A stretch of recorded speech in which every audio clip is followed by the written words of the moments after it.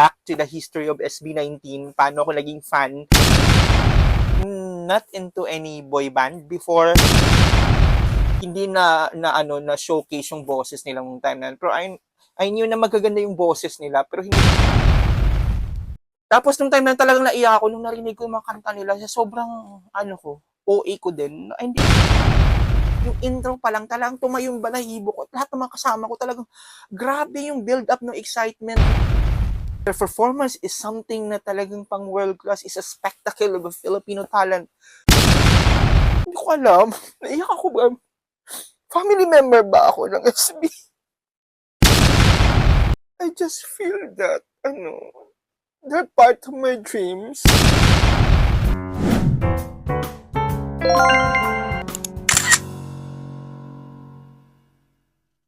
Hello guys, welcome to Simply Jeffrey Vlog. By the way, I'm Jeffrey.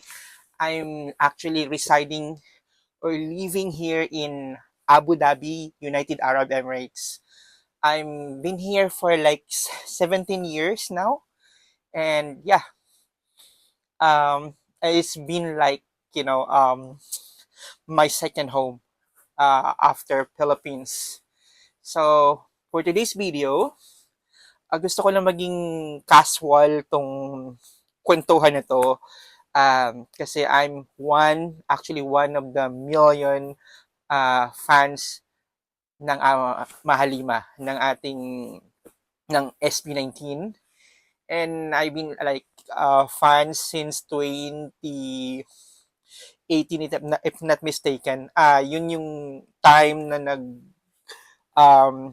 kumbaga, nag-viral yung kanilang video. So, looking back to the history of SB19, paano ako naging fan, actually, 'di ba, we are, as a OFW, we're into social media. So, yun lang yung libangan namin dito sa abroad. Social media, tsaka, alam mo yung cellphone that time. So, ayun, nagkaroon sila ng viral video and all of the sudden, sumikat sila. And that time na curious ako. I'm not into any boy band before. Wala akong pina-follow na group or any group. If I remember, ano lang ako way back nung Star Circle Quest, Sandara Park, yun lang.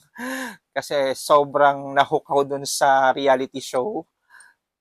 And apart from that, wala na akong maisip na nagkaroon talaga ako ng mga iniidolong grupo, kahit international band. Siguro Spice Girl that time, pero hindi naman ganun ka-avid yung pagiging fanay ko. Okay? So, looking back muna bago ako mag-review dito sa Simula at Wakas concert dito sa Dubai, I just want to share my history, paano ako naging 18. So, yun. Nasubaybayan ko sila dun sa nag-explode nilang viral video. Tapos, laman sila ng mga balita.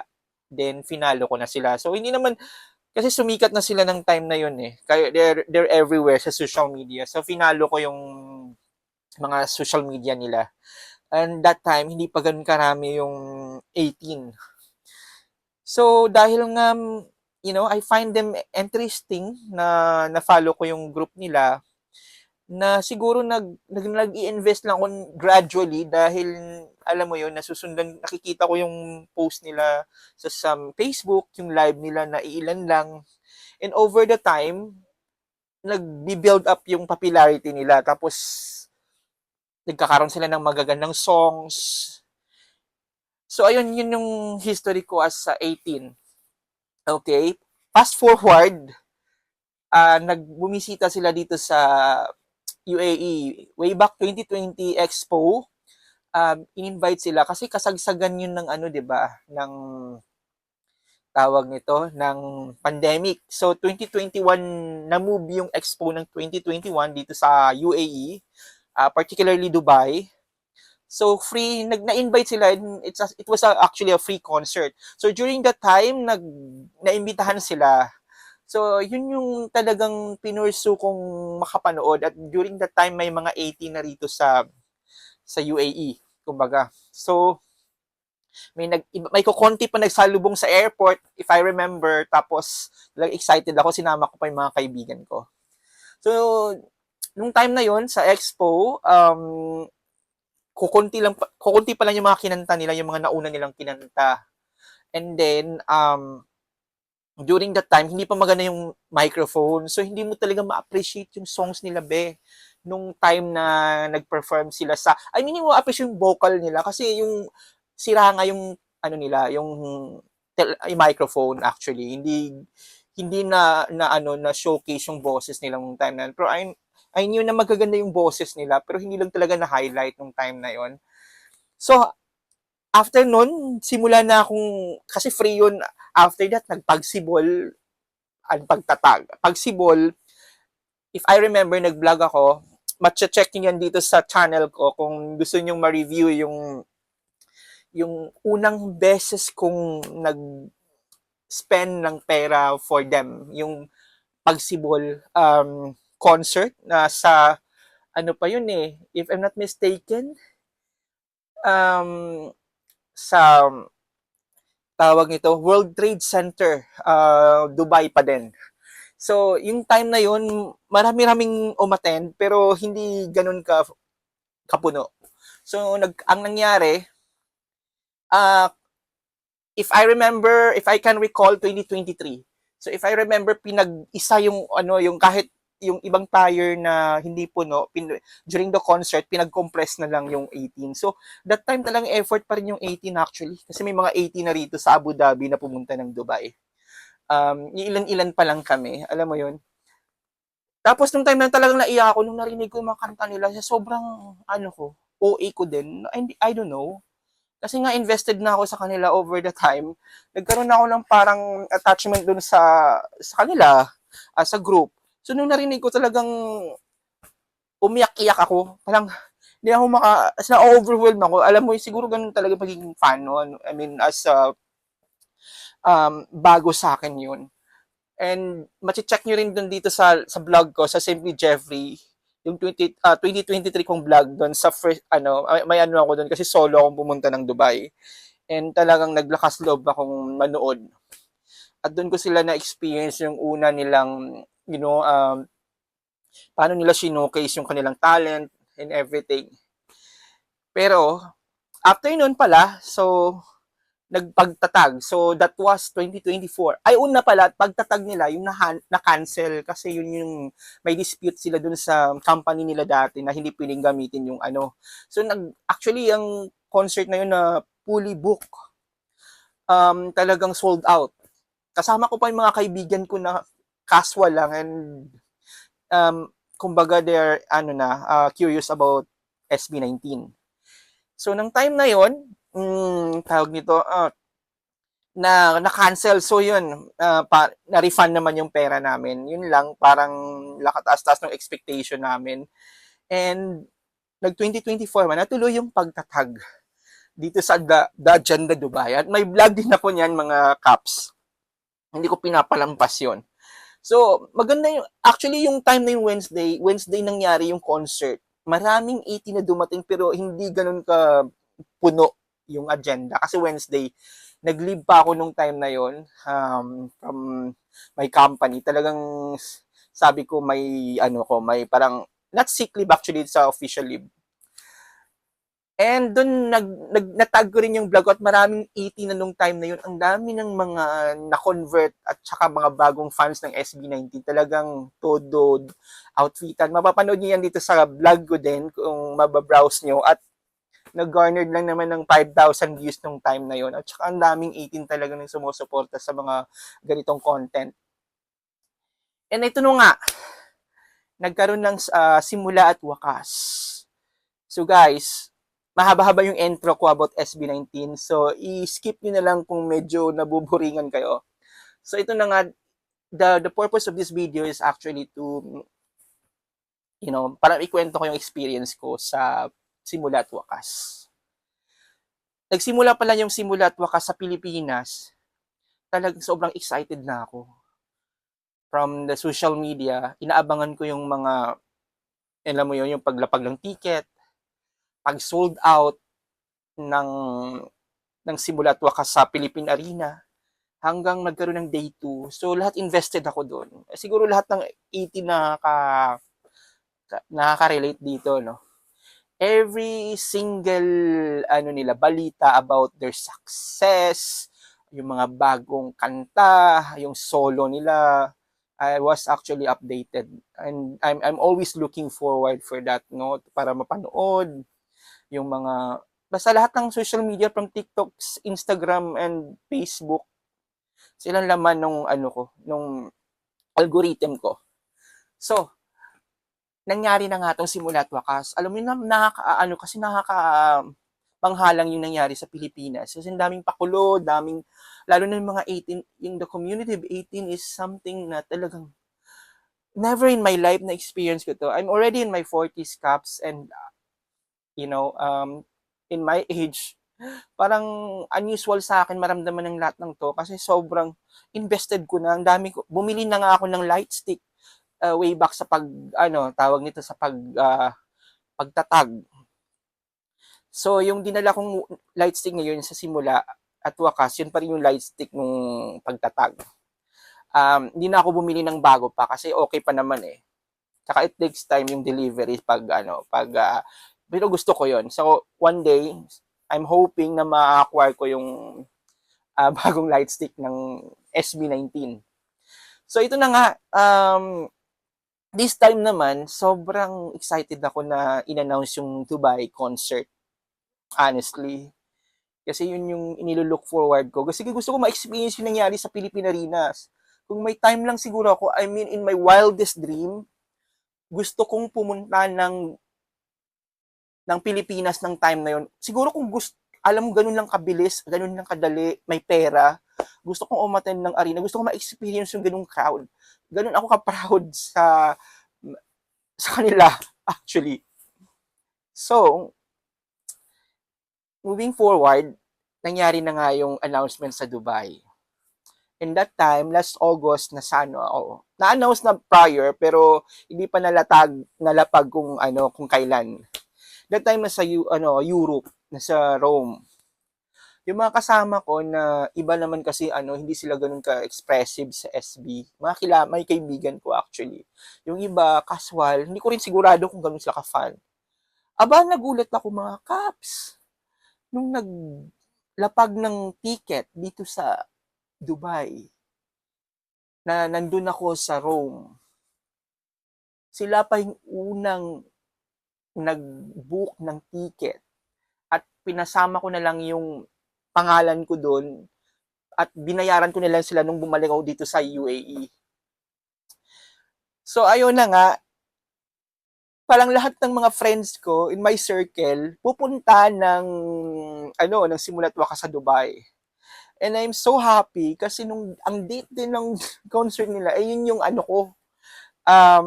yun yung birthday ko. It's actually even more special kasi nga I'm turning 42 that day. So ayun nga, napaka-lucky ko, 'di ba? So ngayon, nangyari na nga yung concert nung 11 Sabado.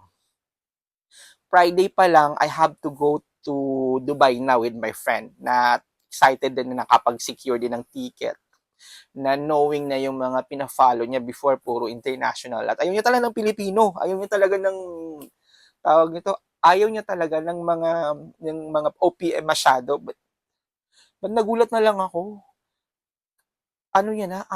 bias niya na si Stel. 'Di ba? Parang ganun lang and yun ang pinaka talagang ko na sorpresa kasi parang kumbaga overtime naging fan na rin sila eventually. Nung nakakasama ko kasi hindi pa ganun sila ka-vocal, 'di ba? Pero sa akin na over OA. As in OA. So ito na nga, nangyari na yung concert ng Sabado. Siyempre mataas ang expectation natin mga be kasi ang mangyayari nito, Coca-Cola Arena, ito yung pinakamalaking arena dito sa UAE. Lalo na sa Dubai, yun ang pinaka-popular. Lahat ng mga bumibisita sa Coca-Cola Arena na may 17,000, if I'm not mistaken, 17,000 capacity, ay lahat ng mga international na mga artist Tapos yung mga sikat sa atin sa mga OPM, nagpe-perform doon sa arena na yun. Pero never pa yung SB19 nakapag-perform doon. Kasi yung mga nating na-perform, na ano nila, area, parang ano lang, kumbaga, sakto lang na, alam mo yun, para sa 18 at sa mga fans. Kasi that time, yung papila, marami pang doubters eh. Until nagsimula at wakas na gano'n nag-boom. They're all over social media, yung feedback ng mga fans, yung alam mo yun, paano nila, yung mga write-ups about them, yung mga positive na mga tawag nito, yung mga balita about SB19, kung paano nila kinuno yung dalawang araw sa Philippine Arena. It's something, imagine 110,000, 55, yes, 110,000. Parang ka-level mo na sila Bruno Mars, Blackpink, at tsaka Lady Gaga sa ganung kalaking arena. So, ganun talaga yung impact nila nung, kumbaga dito sa UAE. So, nagkaroon na nga ng malaking, it's first time ko rin sa Coca-Cola Arena. So, bali alas 5 ng hapon, after my dinner, my lunch with my friends, dun sa, naghanda kami ng kaunti sa Dubai, lunch yon. Tapos, lahat pa kami galing ng Abu Dhabi. Ito yung capital ng UAE. So, 1 hour and a half away from Dubai. So, yun yung arrangement namin. Nag-lunch kami. And yung ibang friends namin, nagkaroon na ng hotel. Kumbaga nag-book na sila ng hotel prior. Tapos kami naman sa mga friends namin nakatira. So, ganun, pinaghandaan ng SB19. It's, actually, yung mga, namin, yung gaano kami ka-excited nung pumunta sa, yung prior pa lang dun sa event, talagang may grupo na kami at grabe talaga yung anticipation namin dun sa concert. Kahit ako, lalo na ako kasi birthday ko. At yun ang pinakamasayang birthday ko sa buhay ko, Caps. Grabe. And nangyari na ngayong concert at saka unang dumating kami ng kaibigan ko, si Elsie, nakasama din sa itong vlog ko na to. Pupunta kami doon. Syempre mataas yung expectation ko dahil simula't wakas yun. It's my first time sa Philippine Arena. Ang dami, nagulat ako sa dami ng tao. Grabe, kahit yung mga kilalang vlogger dito sa UAE, nandun. Nagagawa ng content. Pero ang talagang ma-amaze ka, Caps. Kasi yung mga 18 talaga nag-outfit. Talagang they're under their own money. Naging resourceful sila para alam mo yung ma-replicate nila yung mga looks. Kahit ako nagpagawa ko ng damit na may mukha nila, nakikita niyo yun sa vlog, and then may kasama na yung a bag, and then kasama pa apart from mayroon pa siyang cap, yun. Tapos yung damit ko naman na may binili ko rin na parang kahawig niya yung nasa tawag nito, kahawig niya yung nasa sa onesie, parang ginaya lang na ganun. Tapos ang galing kasi ang ganda ng quality, lalo na pag binili mo rito. Around nasa 80 to 100 dirhams yung na-spend ko doon sa outfit kasi hindi pwedeng walang damit, mga paps. Concert yun ng mga bano. Kailangan natin ng tsaka pabunggahan. Alam mo naman, yung culture ng 18 talaga. Pag pumunta ka, hindi mo, ang dami-daming mga talagang iban, they actually cross the comfort zone just to recreate something na alam mo yun na nagre-represent ng mga biases nila. And guys, actually I'm a bias of Ken. He's one of my bias. Pero pag napapanood kasi naguguluhan ako. Si Justin ang gwapo, and then let's talk about that later. And ito na nga, nagkaroon na ng pumasok na kami sa arena, and grabe ang laki ng arena, first time ko. And nagsimula yung concert. Oh my God, Caps. Yung quality ng music, yung sound ng audio, alam mo yun, ng screen, ng LED screen, ng ng ng lightings ng Coca-Cola Arena, talagang given it sa Dubai, and definitely yung mga gamit doon talagang high-tech talaga. So, ang ganda ng music at ang kinakakilabot talaga nung unang nila, pag umpisa ng concert talaga sobrang nakakakilabot. Yung dagundong pa lang yung tawag doon, theatrical, yung drama, yung intro pa lang talagang tumayo yung balahibo ko. Lahat ng mga kasama ko talagang grabe yung build up ng excitement na parang hindi ko ma-describe. Naiiyak ako. Yun yung feeling ko na naluluha ako sa sobrang excited, sa sobrang overwhelmed kasi yung music talaga ang ganda nung tunog, as in yung light well coordinated lahat, talagang sobra. I mean, it's beyond words to explain my anong tawag nito, yung naramdaman ko. Pero kahit mga kasama ko doon, kahit yung casual ko mga kasama, talagang hindi mapakali sa excitement na doon pa lang nila na experience, doon pa lang sa introduction. Tapos lumabas na sila kanya-kanya doon sa alam mo naman yun, to trick the audience. Tapos si Pablo kakanta pala sa harap. At doon na nagsimula na yung tawag nito, yung kanta nilang yung sa Watawat. My God, yung boses nila talagang sobrang ganda. Lalo na sa audio na yun, parang nag-complement, parang perfect talaga yung Coca-Cola Arena dun sa buong event. Promise. Parang yung, they are fit to that arena talaga. It's for them. It's a historic for 18 and for fans like me na mandun sila mismo sa ganun kalaking arena in that particular day. And I'm dreaming for that kasi maliliit lang yung mga arena nila dati sa pagsimula eh. Hindi ganun kalaki eh. Parang, yung typical, young artist na they test waters sa UAE. Ganun yung mga dati nilang, and this time, Live Nation yung nag-handle ng kanilang concert. And everything from start to finish, talagang sobrang consistent. Ang boses, lalo na si Stel, grabe yung, alam mo, para silang walang kapaguran yung energy. Lahat nag-complement, light, production, yung ang tawag nito, choreography, ang dagundong ng music, yung LED na super HD talaga, yung screen. Ang ganda pag pino-close up sila, kahit di kami manood dun sa stage, talagang sobrang gwapo. Na-highlight kung gaano kaganda yung mga visual ng mga boys. Si Ken lalo, my God. And one of my friend, talagang kasama ko siya doon kasi talagang excited siya. Pero ilan na yung alam niyang kanta, yung pinaka-bias niya, nakita niya doon, si Justin, talagang sobrang gwapo. Grabe. Alam mo na pa, search siya ng Justin at naging instant bias niya si Justin during the concert.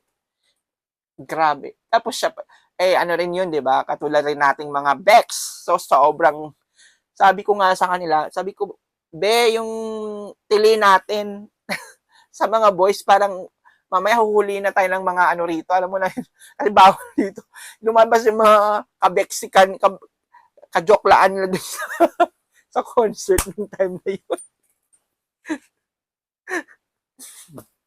Talagang lalabas yung, kahit tatago-tago ka ng mo, talagang, nako, lalabas doon. Kahit walang edad talaga yung concert na yun. Lahat, from bata, from family to grown adult to seniors, nandun sa concert. At yung mga Pilipino na hindi talaga normally napunta dun, based on my experience sa concert nila, maraming mga influencer at saka mga kilala sa UAE na napunta dun concert na yon, at talagang hanggang ngayon, it's a third day na, di ba? May PCD, lahat ng social media dito sa UAE, lalo sa TikTok, Facebook, hindi pa rin makaget over dun sa mga nangyari dun sa concert na yon. At yun yung pinaka-memorable kong concert ever. At saka hindi talaga ako mapapahiya dun sa mga kaibigan ko na bukang bibig din yung concert pagkatapos. Talagang wala kaming pinag-usapan. Kaibigan ko pala na yung sa si Elsie na sa video, sabi ko sa inyo, hindi siya ganun ka-fan dati, pero after the concert, talagang lahat ng inatupag niya na cellphone niya. Puro review ng mga pinagkukuhanan niya dun sa loob.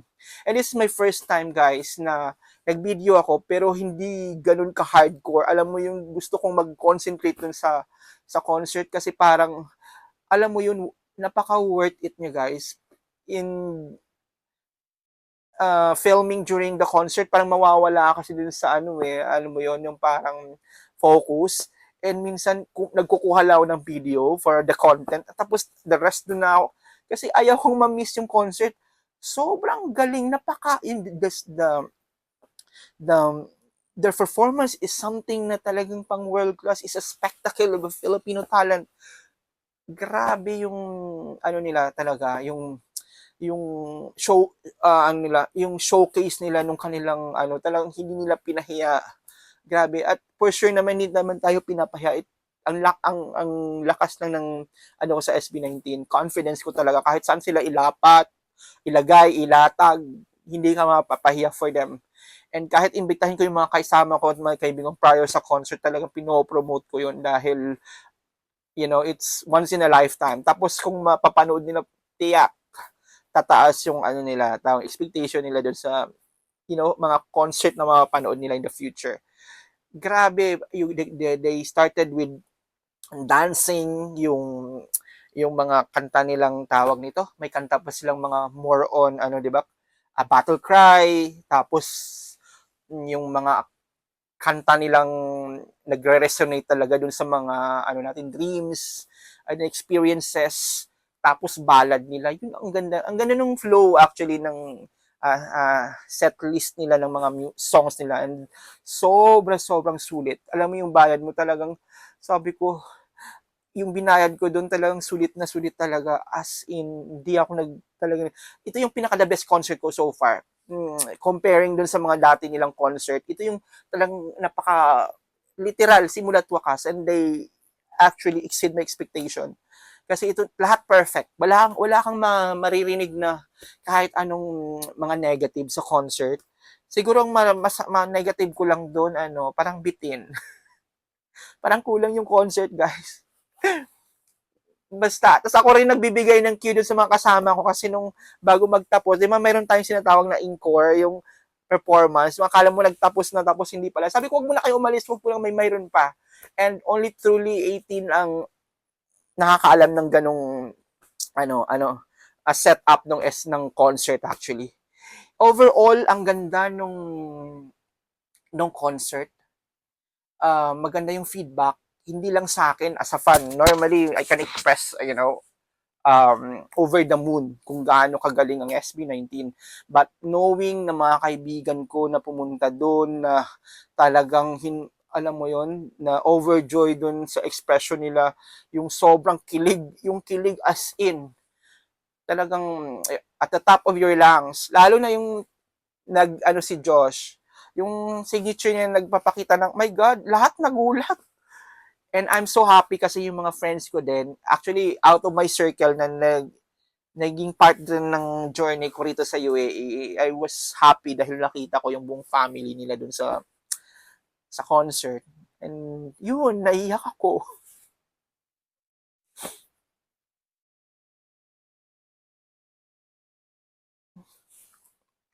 Alam nyo guys, ano ba?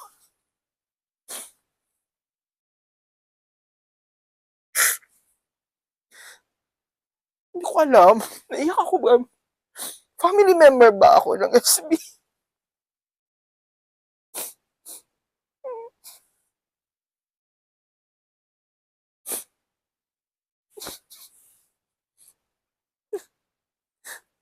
I just feel that, they're part of my dreams. Their dreams is my dreams. Their aspiration is my aspiration. Guys, naging emotional ako. Ganun yung impact nila for me. I don't know. Every time I saw them in concert,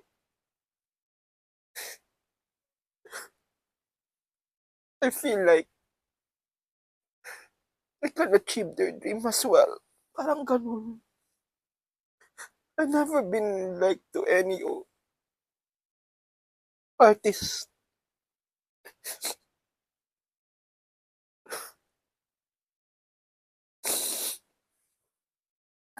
Yun guys.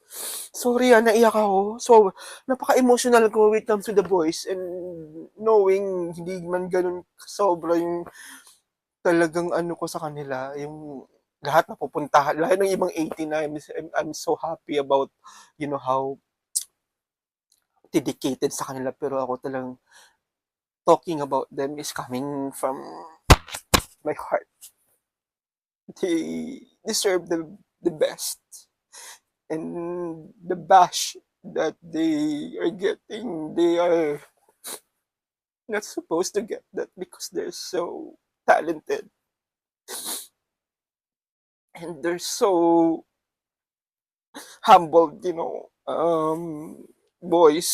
I can feel their heart. They're so kind and very responsible, uh, napaka-responsible ng mga boys sa family nila and wala talagang, alam mo yun, and they're the boy band that everyone should actually look up for. And they deserve a worldwide recognition of their talent. I'm sorry guys, naiyak talaga ako sa review na to. Overall, hanggang ngayon may PCD pa rin ako. I keep watching their vlogs, lahat ng fan cam during, kahit may fan, mayroon naman akong video. But I'm so happy guys na yung birthday ko na taon sa ano talaga. It's one of my best memories sa lifetime ko of, nagpa-fanboying ako with this group. And I'm standing the right group. So yun guys, I don't want to take this video more longer. I'm so thankful for your support um for my channel, and I will keep supporting Mahalima. Hanggang nandyan yung Mahalima, for sure nandun pa rin ako. And I couldn't imagine na, magdi-disband sila. But, that's my intrusive thoughts na magiging, I don't know, want to think about it. And thank you, Gumat, guys, for spending time on this review. And I hope, God, that, the boys will always, safe sa lahat ng travels nila. And, they magsasucceed pa sila ng bongga sa mga future endeavors nila. At yung pangarap ko, one day, na sana ma-achieve nila yung international recognition. Hindi lang yung Pilipino nakaka-recognize sa kanila, but buong mundo. And that's my dream for SB19. Yun lang guys, salamat sa panunood. If you haven't actually subscribed to my channel, please do so. Please, lahat ng mga ka-80 natin dyan, I'm so grateful guys sa mga nag-follow na maraming salamat. Thank you so much. Bye!